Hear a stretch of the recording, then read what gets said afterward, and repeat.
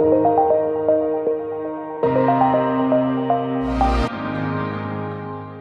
afternoon. Thank you for joining me for the session on voice and voice-first interfaces. I know the time on the floor is precious, so appreciate you coming out to learn about the space and the data that we're seeing in this industry. So the agenda for today is looking at user interfaces in the home, in particular voice. So we're going to walk through the appeal of voice, how consumers are using voice, and the adoption of voice-first technology. So a little bit about myself and the company that I work for. So my name is Dena. I'm a research analyst at Parks Associates. Show of hands, does anybody know Parks Associates? Oh, okay, it's a good crowd. So Parks Associates, for those who don't know us, we are a market research and consulting firm focused on emerging technologies and IoT. And so we look at a number of different verticals in the connected lifestyle, one of them being voice, but we also look at connected health, security, digital entertainment, and so forth. And so we look at this space and we analyze this area, and one of the data points, or how we look at this space, is by surveying consumers. So every quarter we survey 10,000 broadband households to understand consumer adoption trends and understand consumer behavior. As well as we do a lot of syndicated work. So we do a lot of reports around voice technology, and so we like to supplement our consumer data with industry interviews. So we'll go out and we'll talk to the big players like Google and Apple and so forth to supplement that consumer information with industry interviews and executive knowledge in the space. To give you a brief rundown of the IoT, so we are in the era of IoT, and so what do I mean by IoT? So how we define the Internet of Things is a device that is connected to the Internet and also has a sensor. So there's a lot of opportunity with the IoT, but there also comes with it a lot of complexity. So the changing business models that you see with the IoT, and essentially how consumers and device manufacturers are defining what a product is today. And so the agenda for today, I'm going to walk through the voice-first ecosystem. So how do we define the ecosystem for voice? I'm going to walk through the evolution of voice technology, consumer adoption, and the voice-first experience. I'm going to walk through a lot of our data there. Look at the voice experience both in the home and in the connected entertainment arena. So starting out with defining voice. So there are a number of different stakeholders in the voice-first ecosystem. The first, which I'm sure many of us are aware of, are the tech giants. So think of the big four, like Google and Apple and so forth. They've built their own proprietary solution for voice, and as well have built voice-first devices for their assistant, such as the smart speakers. Next, you have NLP and AI building blocks. So think Nuance, who provides speech recognition building blocks for companies, as well as IBM, that produce text-to-speech and speech-to-text APIs. So companies can essentially go to these NLP or AI building block companies and build their own voice stack, essentially. Next, you have device manufacturers. So device manufacturers can go and build their own proprietary voice solution, or they can partner with a solution that's already in the industry, such as Google Assistant or Amazon Alexa. Next, you have service providers and platforms. So think of Comcast, for instance. They have their own proprietary voice solution that's powering their X1 remotes there. You also have application developers, so they're innovating and adding to platforms in the space. And then finally, you have voice chip manufacturers, as well as system over chip folks there. So think DSP, as well as sensory. So shifting gears to the evolution of voice. So we're seeing and we're witnessing a shift in how consumers are interacting with products, shifting away from touch, type, swipe, to more voice-based use cases. And so more recently, we're also seeing an emergence of different form factors. So you're seeing smart speakers with screens, for instance. So I don't believe that that voice is going to be the end-all, be-all interface for the home. It's going to rely on multimodality. So providing consumers with voice, touch, speech, whatever it is, for the consumer to interact with is really important. So giving those consumers that choice and that choice for multimodality so that they can interact with the product how they wish to interact with it. So we also believe that voice is following the framework for ambient computing. So it is user-centric. The purpose of for voice is to improve the user experience and make it natural and easy to use. It's embedded, so it's being integrated into the environment in our day-to-day lives. It's contextually aware, so therefore it's being able to personalize on our experiences, as well as it relies on machine learning. So it's adaptive, it's also becoming more and more receptive to our needs. So looking at the evolution of voice assistant interfaces, we're moving beyond standalone devices in the home and embedded technologies such as the connected car and connected CE devices in the home to ubiquity in the home through ambient sensors. I don't know if you've seen the NVIDIA Spot, so it's a little plug-in device that you can plug into the wall, and it's a Google Assistant powered there, so you can walk into any room, speak a command, and then it'll reply to you. So having sensors throughout the home is where we feel that voice is going to end up in. So a more of a distributed intelligence model in the home, so that you essentially, eventually, won't have to say anything for your home to reply and to answer your needs. Now looking at the evolution of voice interfaces, so voice interfaces exist on a continuum.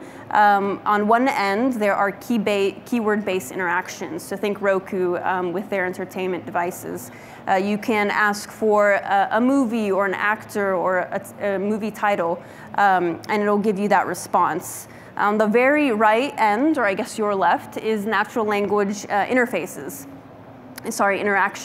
So more and more personal assistant devices and applications are trying to move towards that more natural language interactions. But right now, most of the personal assistant devices are really lying in that hybrid interaction. So more turnkey, single action commands, as well as those hybrid natural language interactions. So we're going to jump into our consumer data here. So I want to walk through the adoption of voice and the voice first experience. So again, as I mentioned earlier, this is pulling from our consumer data. So you'll see different quarters throughout this deck here, but essentially it's from the 10,000 broadband households that we survey every quarter. So looking at the adoption of smart speakers, so we've seen tremendous growth in the adoption of smart speakers, jumping from 3% in the beginning of 2016 to 28% in Q2 of 2018. And we expect this to grow. So we expect this to grow to about 55% of adoption in 2022, roughly. That's our estimation. And so we've seen, in particular, 2017 has been a huge year for smart speakers. We're continuing to see more and more form factors, as well as partnerships and integrations with a number of different devices.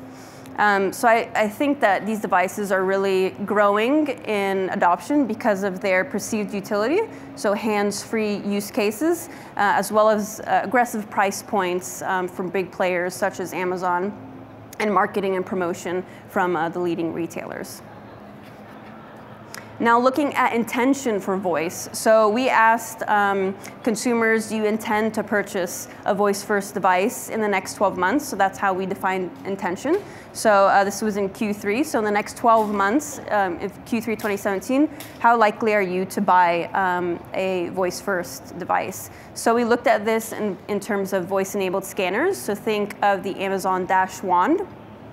As well as smart speakers with a screen and smart speakers without a screen. And smart speakers without a screen, the original form factor there for smart speakers, it leads in intention there. But overall, there's a 12% intention rate for voice-enabled devices. Now, I want to point out that intention does not mean forecast. Intention means, it points to an intent.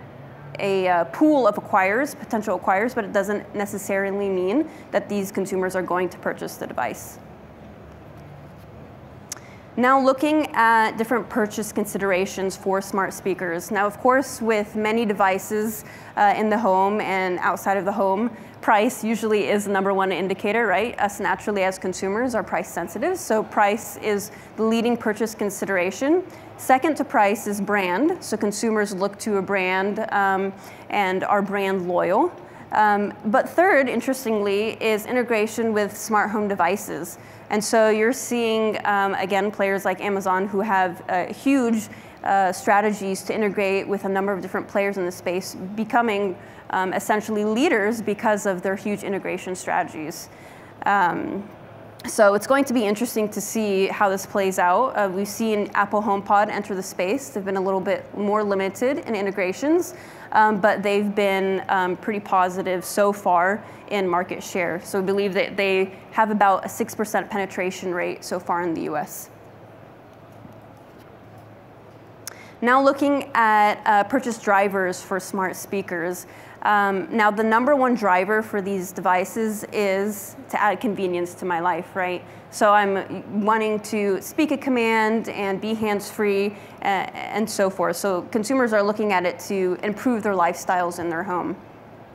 Now, interestingly enough, the second driver is I saw somebody use it and I liked it. So it's a great way for marketing these materials and these products and learning about it. So next, we looked at the number of personal assistants used. So we asked consumers, how many personal assistants do you use? And predominantly, a lot of people don't use a personal assistant, but of those who do, 10% use more than one voice application. But the majority, about 40% there, use only one personal assistant device. So that's interesting in a sense that consumers tend to like one personal assistant, they're aggregating towards one personal assistant, but we believe that more and more assistants are going to be entering the home, right? So I have an Apple phone, so I have Siri in my home, but I also have a Google Home in my home, so I have Google Assistant. So more and more consumers are going to be using different personal assistants in the home, and that's going to be important for device manufacturers moving forward.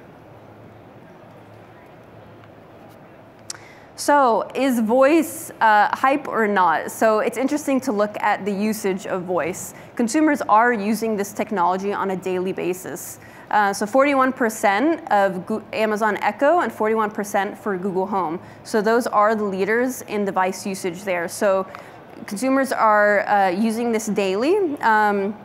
30% of Google Home and Amazon Echo users are using it on a weekly basis.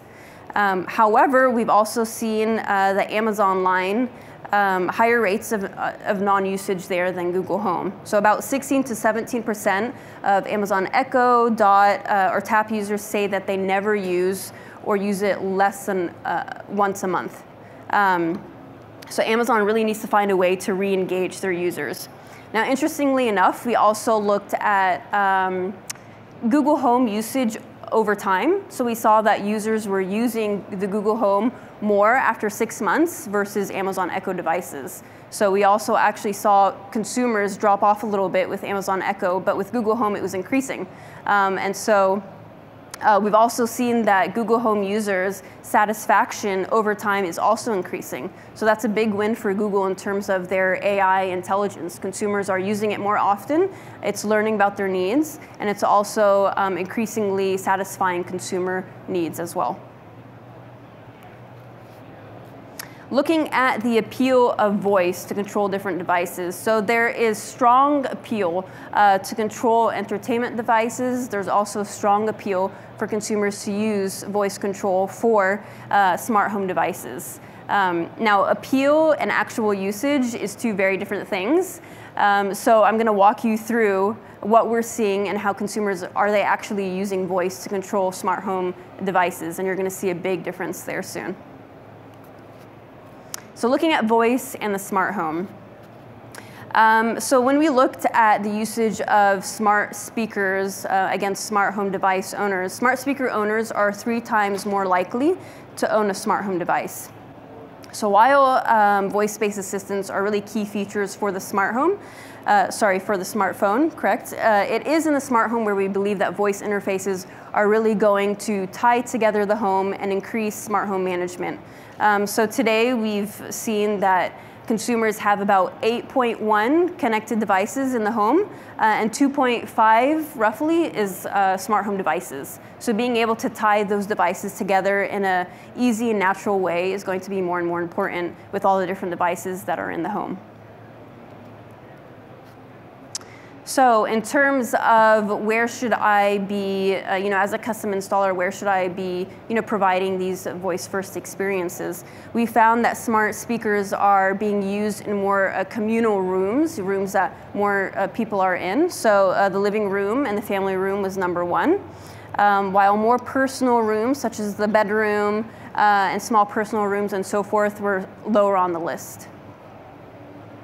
And so you're seeing here why the importance of voice authentication is really important here. So Google and Amazon have integrated voice authentication features in their devices due to knowing that many consumers or many different people in the home will be using that technology. So looking at devices integrating with smart home control systems, we looked at smart speakers versus a number of different smart home devices, and smart home devices tend to be more and more used with smart home control systems, but the smart speakers are tended to be used, we're seeing consumers are using it more alone at this point. And I think that as an industry, we really need to improve on teaching consumers how to use this technology with smart home devices and smart home systems. There might be a barrier there where consumers are just buying this device and they're not essentially understanding integration. So that's why you see it low on the list here. Now in terms of smart home device control methods, so we looked at device control methods with apps, with physical touch and with voice, and resoundingly the number one control method is an app that controls a single product. So this creates essentially fragmentation. Oh, sorry. Thank you for that. So this essentially creates fragmentation in the market with different apps, having to open different apps for different products. Physical touch was number one to control the device, but we are seeing more and more that consumers want to use voice to control their devices. We're seeing less so of consumers wanting to use voice that's already embedded in the device, but more so with a voice that's on a smartphone or integrated in a smart speaker. And that might be due to the case to a consumer not necessarily wanting to go up to a thermostat and saying, raise the temperature, but you're wanting to be maybe farther away, talking to your smart speaker and saying, hey, please, turn on my thermostat to 72 degrees. Now looking at platforms used to control smart home devices, voice assistants have entered the space pretty recently. So around 2014, right, we saw the entrance of Amazon Alexa. And these other players, such as SmartThings, Control4, Cresson, they've been in the industry for a while, but voice is really surpassing them as a platform to control smart home devices.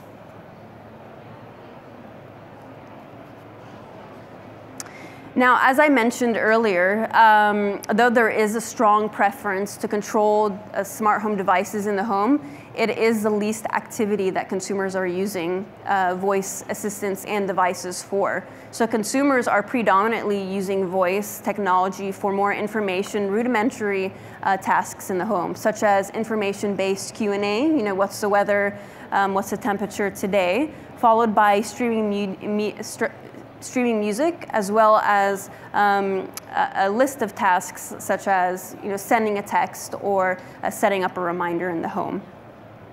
So we are at 14% there for controlling smart home devices, but it is growing. So we saw this grow by about 4%. So this grew 4% from Q1 2017, which was at 10%. So moving on to voice and the entertainment experience. Now, again, when we looked at the preference to control connected devices in the home with a personal assistant, with a personal assistant, we've seen that smart home devices really rise to the top. So lights, locks, thermostats, those table stake, smart home devices that are already in the home. Entertainment devices like smart TVs and pay TV services are next there on the list. So consumers want to control entertainment experiences in the home. But again, just like how consumers are using smart home, personal assistants in the home, consumers are using voice for entertainment functions in a rudimentary way again. So they're turning off the TV, they're turning on the TV, they're changing channels, they're controlling the TV. So it's very easy base tasks that they're using voice for. The more difficult tasks, such as purchasing through with voice through an entertainment platform, is not really there yet. So consumers are still using voice in an easy and simple way. So looking at the appeal of control methods by different entertainment devices in the home, we looked at different control methods such as the remote control, a smartphone or app, a tablet app, voice commands, a mouse or keyboard, gaming controller, or hand gestures. And voice is right up there with many different control methods in the home. So you're seeing there for a number of different devices. So 37% there for smart TVs, and it's close there with a traditional remote. 29% there for the Blu-ray, and all the way up to 36% for streaming media players. So there's a lot of interest there. In terms of important features when selecting a streaming media player or a smart TV, purchase intenders are looking at a number of different factors, but voice commands, again, and voice control is an important purchasing factor. So we are seeing that it is an important factor when purchasing devices. Just as important as 4K HD, and just as important as a unified interfaces. So when device manufacturers look at producing a product, voice control really should be something that they think about in including. So looking at the different devices in the home in entertainment, so streaming media players, smart TV manufacturers, pay TV service providers, they're all trying to claim a share of the market, and they're all looking at new ways to differentiate and improve. And so voice is a method of doing that. With pay TV providers, they're improving the user experience by improving that search and control experience. Smart TVs, they're lowering the price point to expand in the market, but they're also increasing product availability. And streaming media players are really trying to promote ease of use and search. So in conclusion, voice control and voice-based technologies have experienced massive growth, and we're seeing this continue to grow. So while consumers are adopting this technology pretty frequently, and they're using this technology daily, they're still using it in a rudimentary kind of way. Their use cases are not really there yet in terms of controlling devices in the home. And so us as an industry really have to educate the consumer and improve on easing that integration into the home. Voice is really enabling an easy-to-use interface and a compelling experience for consumers. And so as more and more sensors in the home are being added into the home, voice is going to expand to more and more rooms in the household where we find that voice will essentially turn into that distributed intelligence model. All right, well, thanks for that. If you have any questions, I'm going to be on the floor, and I'm happy to address any questions you might have on the data or anything that that you're looking into exploring with voice. Just come down and chat with me. Thanks.